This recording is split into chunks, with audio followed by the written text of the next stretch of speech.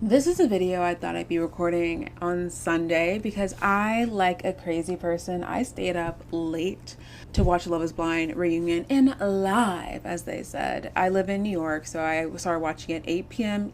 Eastern Standard Time, so I had the worst luck of anyone in this Americas watching this. Imagine my surprise. I'm like, okay, 8:05. Yeah, that's fine, right? Like, of course it's gonna come on. Like, Netflix made this whole ordeal, whole to-do about this being a live reunion. And like, no one asked for a live reunion. No one was like demanding, no one was climbing up and down the walls like, we want a live reunion. No. What the people said is we want more real-time content for Love is Blind. I think we're over seeing the couples a year out and having After the Altar, the reunion, be like 3 months old. Like, literally the last season of Love is Blind, the After the Altar episode, which is the last thing that we get, which is after the reunion, was filmed in September. It wasn't helpful, it wasn't conducive, it wasn't like the latest information. I think that's all we wanted. We didn't need it to be live. They could have pre-recorded it last week and then aired it this week, which is basically what they did. We didn't need all this, so that's on you, Netflix. I was on my computer. I was like, 5 minutes seems normal. 10 minutes, like, okay, that's weird. And I kept hitting the screen. And I was like, is it just me? Is it my internet connection? I was stressed out about it. I'm on TikTok. I'm on Twitter. I'm like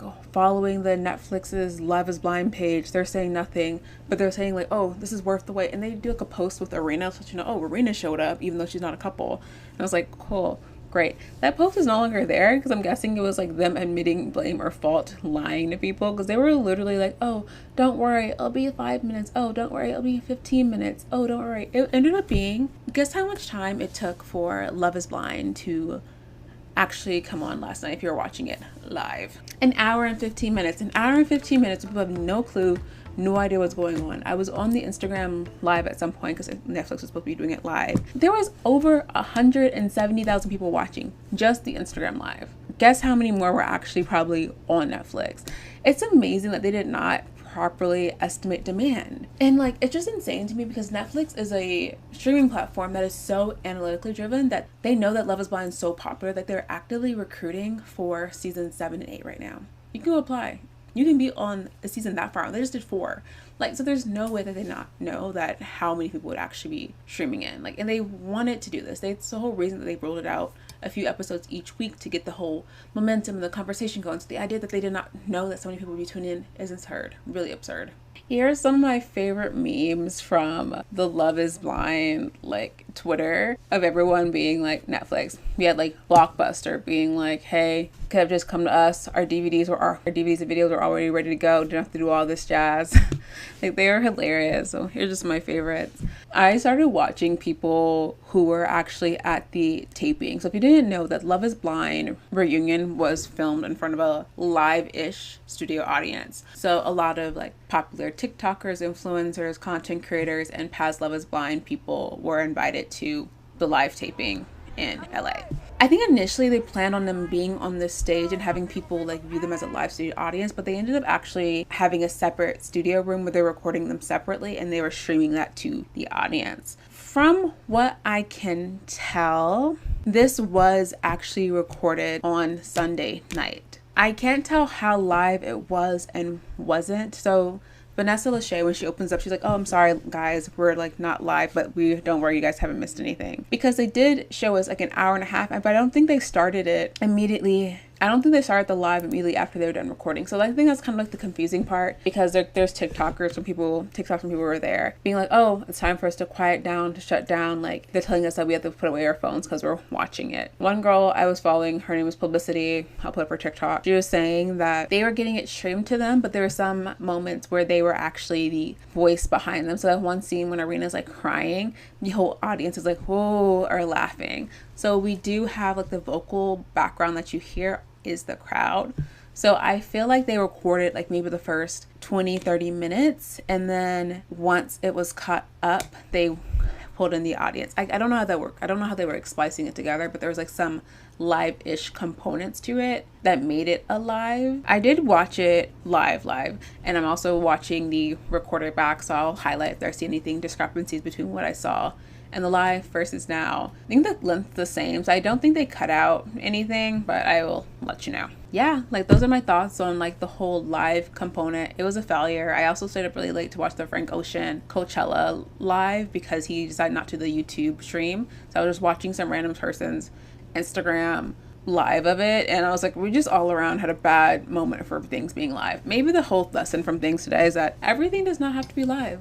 We could just be in the present, or you could just record and repost. That's fine. We don't have to all be living in the moment for stuff that we're not part of the moment for. All right, enough about that. Let's get into this recap, review, and whatever this is going to be for Love is Blind Season 4 reunion. First thing we open up on is Vanessa Lachey, our girl, just highlighting to everyone which couples are still together. Bliss and Zach are still together. Brad and Tiffany, of course, are still together. Chelsea and Kwame, of course, are still together. Nothing too much here. The first bit of drama, you can go back and watch the whole thing if you want to see all the moments. I think vastly, maybe 70% of it were kind of boring, and I'm just basically touching on the 30% that I thought was worth noting. The first thing that comes up is the first big thing that comes up is the conversation between Micah and Kwame that they had at the pool when the first people were doing the first meeting.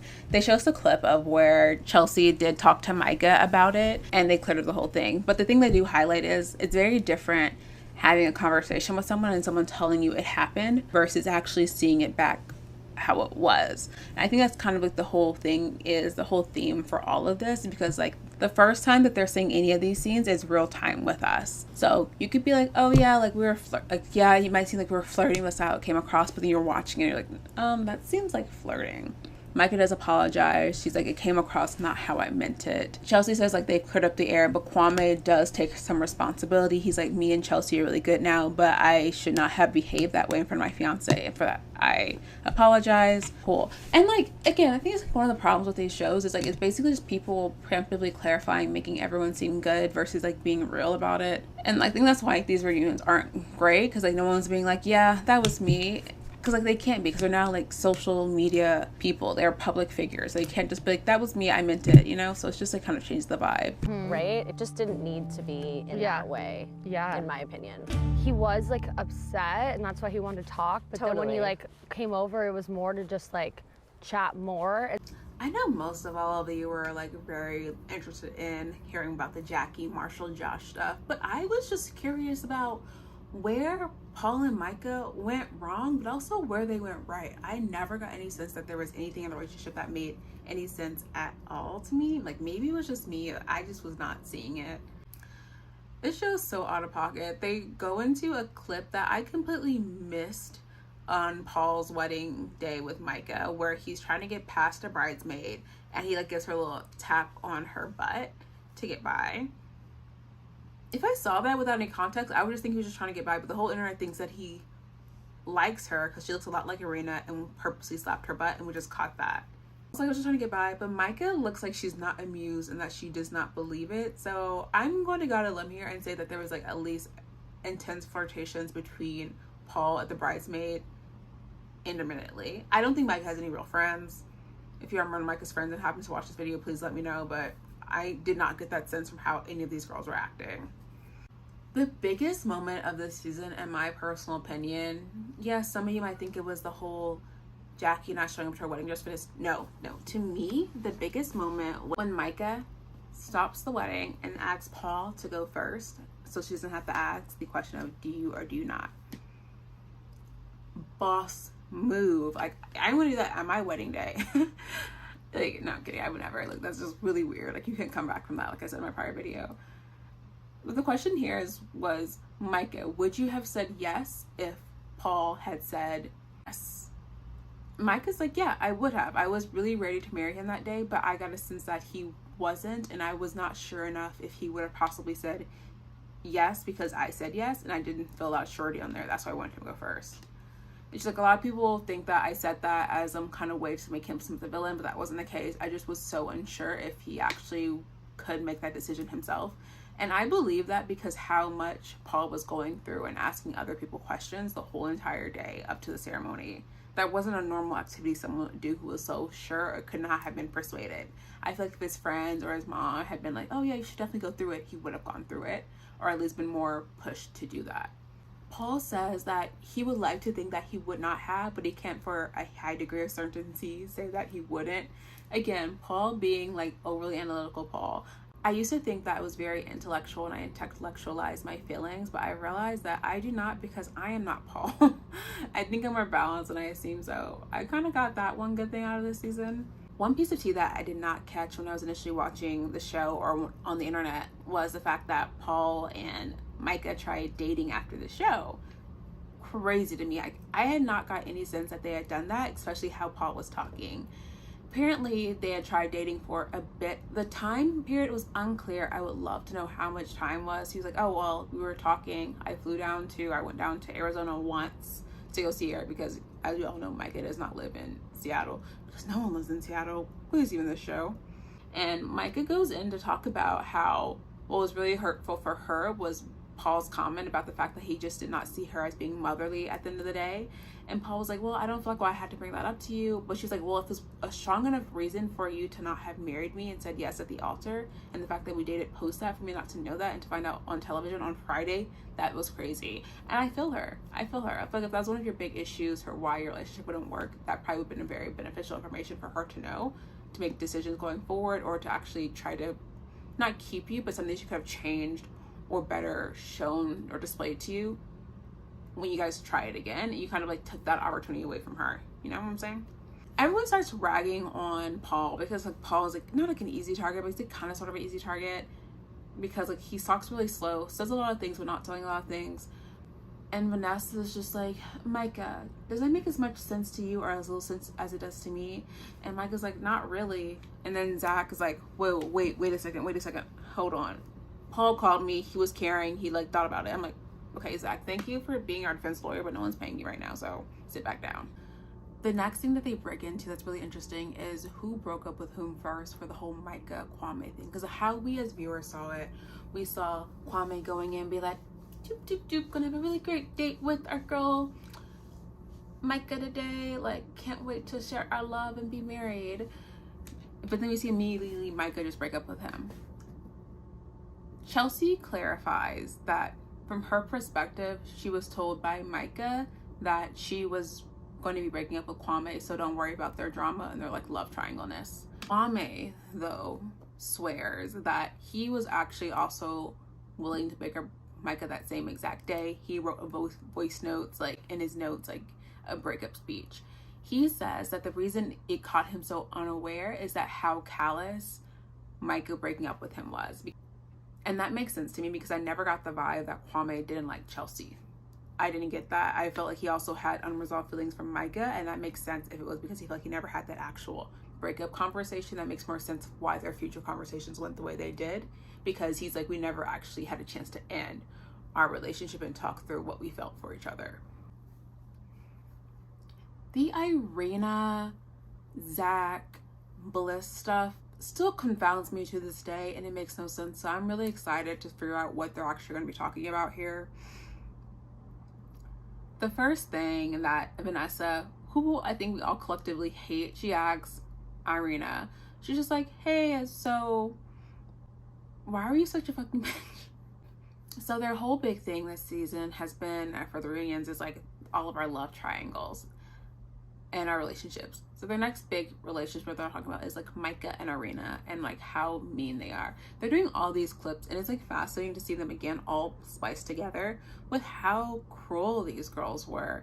It's honestly kind of absurd what they were doing. Right now, though, they only confront Irina versus Micah before they bleed into the whole. The first thing they ask Irina, they're just like, Vanessa's like, so Irina, can you please talk a little bit about, you know, how seeing that back makes you feel, you know, all those clips where you're being mean and awful to all those people. Irina, can I just have a moment, please? Crowd. That's literally how it was. It was absurd. I just can't. It's very hard watching that back because I know I'm not that person, but in the time I was just so young. I was 23 and it just was not a good look for myself, and I just feel really bad about how I treated Bliss and how I treated Zach. So Zach, can you ask, like, do you feel that Irina was even really ever interested in the relationship, Zach? I must say that I don't think Irina was ever actually in it. You know, like, I think she was just a clout chaser wanting to be famous. Irina, that's... It was very weird watching this show because there's so much, it just felt like gossip, like they're gossiping in real time. It just didn't feel like actual stuff that adults did, but somehow these are all adults. Bliss is confounded because, like, from her perspective, she's like, I do forgive you, Irina, for what you did, how you treated me, how you treated Zach. I've said that. But it does fascinate me that you could treat someone who is so kind and great so cruelly, because she mentions that Zach has always told her about, like, their conversations and what went down, what you would see, but she's like, it's very different, like, seeing what you actually said and how you interacted with this man wasn't okay. Zach is like a messy, well-spoken queen. He will tell you in one moment, be like, you know, we all need to be respectful of, you know, all these people because we're having our very private moments being broadcasted, but also at the same time being like, you were wrong, you're awful, you're trash, like, you're a liar. You know, there's no balance with Zach. He's two extremes, both righteous, very righteous gift, definitely lawyer energy. Irina, to come back from this, she says that what you don't see is that she was actually having an anxiety and panic attacks when she was on that beach trying to cover her face with a pillow. It was like she was having a panic attack, and that the producers actually convinced her to go to Mexico to break things off with Paul. The producers actually convinced Irina to go to Mexico to break things off with Zach versus her doing that when they first met. I don't know. I just feel like maybe it's a high stress situation, but I would just be like, hey, lovely meeting you, Zach. I just don't feel like this is the right moment. Or you could probably ask the producers for a moment and they would record it. I think that would have been fine if that was really what you wanted versus having each of you go through this emotional turmoil. That was not great for both of you. It was not a good look for either of you. They do talk about the whole things that Zach and Irina said to each other after they had called things off. And one of the comments was being like, I should have walked away immediately to you. Irina goes in and talks about how it was because she felt so unsafe and uncomfortable the moment she saw him, and like it wasn't because she felt like hurt, but like she just like felt like it was like not it. But the producers pressured her to go on to Mexico. Then they call out a message that Irina sent Bliss telling her, oh, you dodged a bullet. And it was like, it's just like not adding up. Okay, you're saying Zach's this great guy, Boo's a right fit for you, but then you're telling someone else like, yeah, I'm glad that didn't happen to you. And also Irina was texting Zach saying, sorry that happened, we should talk sometime, I hope you go to Bliss. Like, it just doesn't make sense. And Bliss, again, well-spoken queen, says, I understand you had a panic attack and that you had like a disorder, and that's fine, but you're doing malicious things from that, and that's like not okay. You can't be acting like that and then just excuse all your actions on the fact that you had anxiety, you had panic. Like that impacts how you're dealing with something in the moment, but it doesn't impact how you are going and handling like the outcomes of something, which is real about. We finally get to the part of the reunion that I think we're all waiting for. Okay, outside of the Jackie Marshall stuff, of course, but the Irina Zach. There is a TikToker I follow, I'll insert her clip up here, but she did confirm that the reunion was not in the same room as the live studio audience. They were in a separate connected studio, but when Irina's like, give me a second, that was actually them they were laughing at her. So I feel once I rewatched the whole thing separately from like the live, that it was actually live. I think the delay we saw was like the delay in things happening. I think it was just them switching over to be able to record it again, because I don't think they had properly set it up to record to show again or something. I don't know. Like, that's what the sense was, technical difficulties. But at the end of the day, I do believe that it was live. It was just late. Vanessa Lachey is really picking and choosing with how hard hitting her questions are going to be, and she chooses Irina to just attack. Not saying that Irina doesn't deserve it, but Irina is definitely like peak prey. Vanessa basically just asks Irina, can you let us know your thoughts? Like, did you actually plan on marrying Zach? Like, do you realize you're such a, like, honestly a bitch? And Irina was like, I'm wearing eyelashes specifically for like my Irina and Micah moment. So Irina's just like, just give me a moment. And then the whole audience just laughs at her. Like, they're just like, because they know it was staged. They know that Irina was probably preparing for this question. And like, she's like, it was just not genuine at all. Irina goes on a whole thing about feeling so bad that she treated Zach poorly, but that she knew the moment that she saw Zach that it didn't feel right. She didn't feel safe, that she felt uncomfortable. And I'm like, okay, I was trying to like get her, but I also wasn't like making any sense to me. I'm like, make it make sense, girl, make it make sense. Like, you're saying you feel uncomfortable, unsafe, but what about is uncomfortable and unsafe? Like, the moment you saw them, she was like, well, you know, people have those experiences, like, they just don't feel right. I'm like, okay, but those are very strong, interesting words to use. She goes on to qualify. I'm not saying that, she's like, I'm not saying Zach did anything wrong. It's just like, I felt that it wasn't right for me. And production was like, she should have the chance to say this, an opportunity to him in Mexico, to give him an opportunity. But you could have just taken the time in your engagement conversation to say, hey, hey, Zach, I keep getting Paul and Zach confused. Don't know why. Hey, Zach, you know, it was so great meeting you, but I just don't feel right. And she's like, yeah, in the pod, so I felt like he was my best choice, my best opportunity. And I was like, okay, these are all like coded words. Like, he was like the best odds I was going to get for someone to marry me. That's what I took away from all that. She can say she was meant some other way, but that's what I got from that conversation. Bliss is a real one here, because like, she is so well spoken, so says things so eloquently. And she just says to Irina, at the end of the day, I just don't see how you could have treated someone who's so kind so poorly. Facts, Bliss, facts. Vanessa asks Zach point blank, does he feel that Irina took the process seriously? He's like, nope. We get into the part of their union that I believe most people on the internet, as I was like watching Twitter, were excited about. Everyone was excited and pumped to see Jackie on stage and Josh going at it with Marshall, because Jackie has been in every freaking TikTok article being like, I have receipts, that's not what went down, okay, I can't wait to come out to the reunion to tell you all what's gonna happen. Doesn't show up. And I'm like, how did that happen? She was like in the promos. I'm wondering like when the tide turned where she decided not to come. Did the producers tell her not to come? Did her agent or publicist say like, hey Jackie, we don't think that would be best for you to go at all, so she decides not to?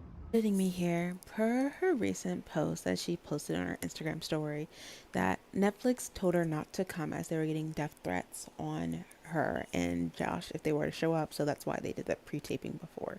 This goes back to my point, like, if they hadn't had this whole pressure of the reunion live, there would have never been a need for people to know where they are to send these kind of death threats. It's like, they can only do that because they know where she would be at the exact time and location. Otherwise, there still been a risk. Like, they've just moved the date around and we all have got the show that we wanted. It was in her best interest not to show up. Like, she got the perfect edit, like the perfect display. Like, we all walked away with just being like, her and Josh are still together, they seem happy, everything's cool. I don't love that. I literally did not like that narrative, because I feel like everyone else had to face their issues. Like, that was the whole point of having a live reunion, is for everything to be out in the open and to be said and to just keep on going and keep on pushing. Since they weren't able to show up, they did basically a Zoom style interview with Vanessa Lachey, Jackie and Josh, like the day before.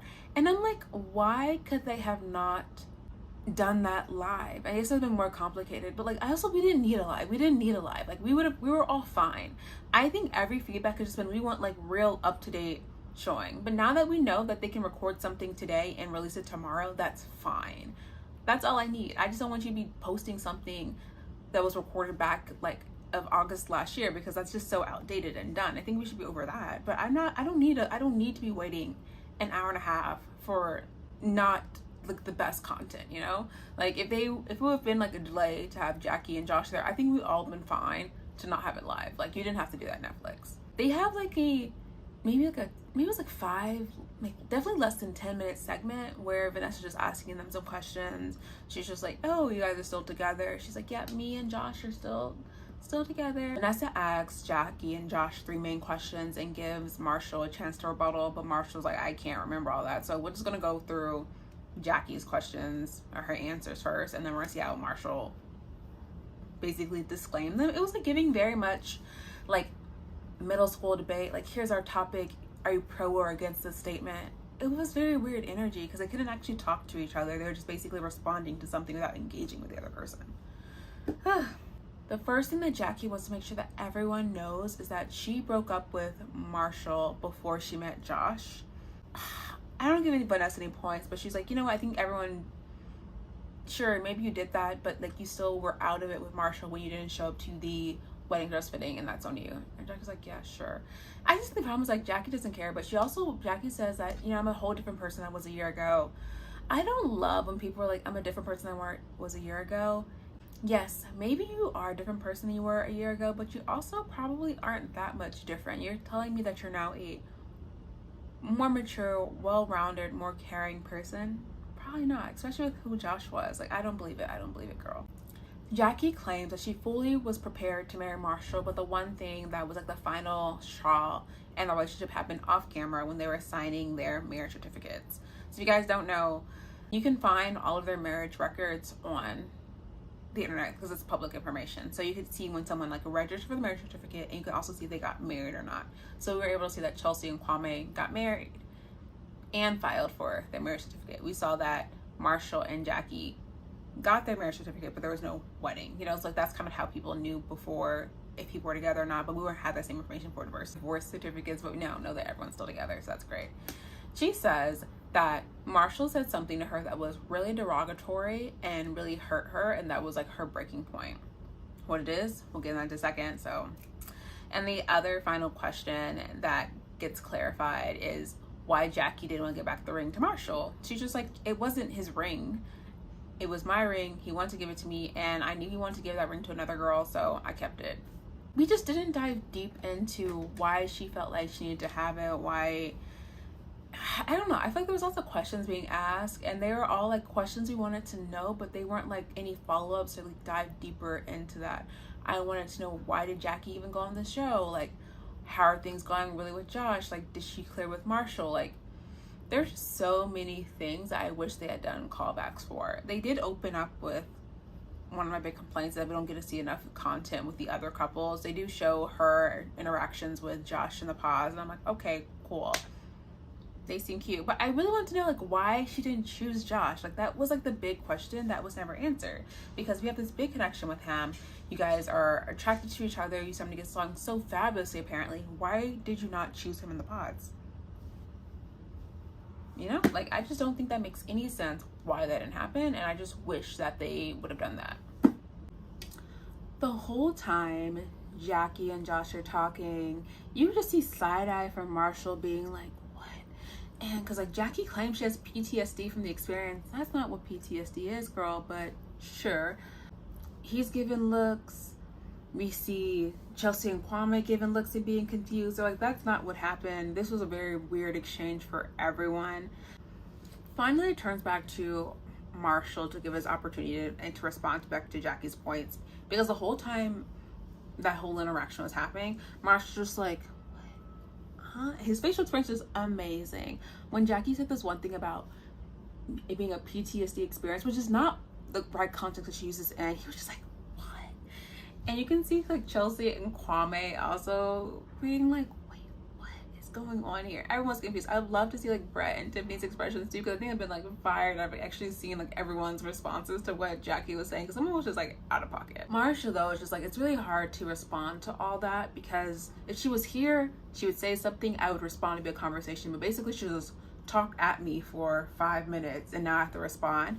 And Vanessa, I guess, who like studied this, she was like, oh, I got you. The first point that Jackie made was saying that you said something derogatory to her when you guys were signing marriage certificate papers. And this was not a good look on Marshall. I will admit it. This was not a good look on Marshall. I think they both did incorrect things in the relationship. Marshall says that a very playful side of the relationship that you might have seen, where they would just like kind of trade off jokes that were like not serious and not things that they didn't mean. So Jackie calling him like soft or insensitive or like sweet or whatever, all these things.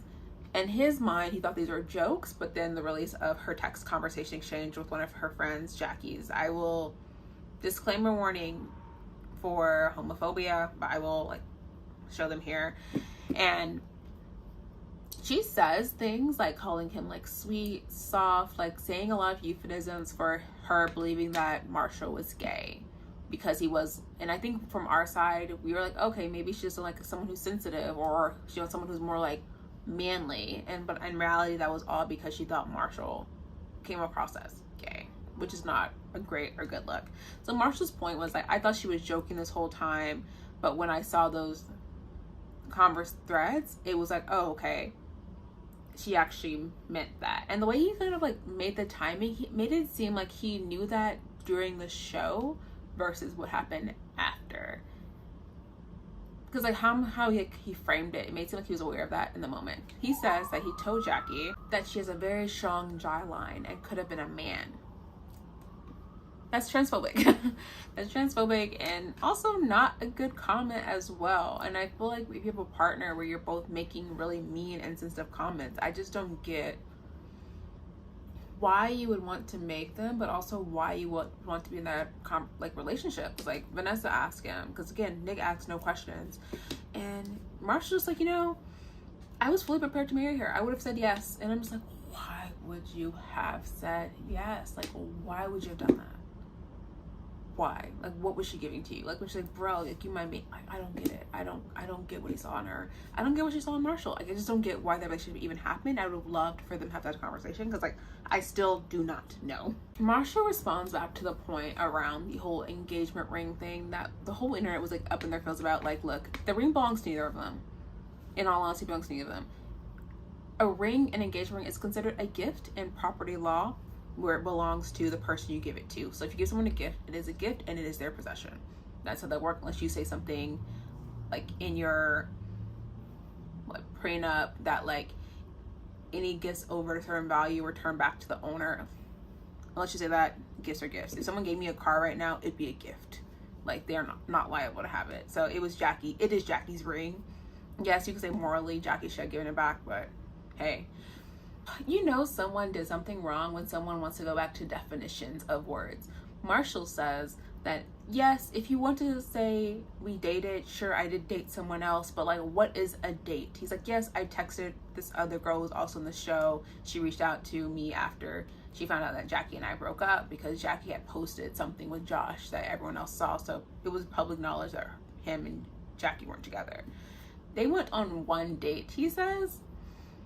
This feels untrue. This feels definitely untrue because of other, again, everyone has receipts nowadays. Everyone has like receipts. Everyone has conversations and threads. Here's the thread that I saw floating around with him and another girl. It seemed like they fully dated, and he ended it poorly, and it broke this girl's heart. So you can say what you want, Marshall, but you did not handle this great. Josh is giving his chance to redeem himself from like kind of like fighting Marshall and like being drunk, and he says that he was cutting. So what cutting means is basically when you're trying to lose all of your body fat and then bulk up at the same time. It's called cutting. It's like a fitness weight lift building term. And so he said he wasn't eating properly, he was like drinking for the first time, so he's like feeling really erratic and high in energy. And Vanessa's like, oh yeah, completely understandable. She does not go after them enough, and basically just leaves everyone else with like the fallout of that conversation. Not fair. Marshall like ends with a plea to the internet to just like be kind, to let everything go, and like just to call it a day. And I'm just like, okay, when you go on a reality dating show, you open yourself up to this. You're now a public figure. I know people like to think that these people are private citizens. They are not. They are not private citizens. You're not the private citizen the moment you're replying back on people's Instagram stories or posting receipts or responding to comments. You're not.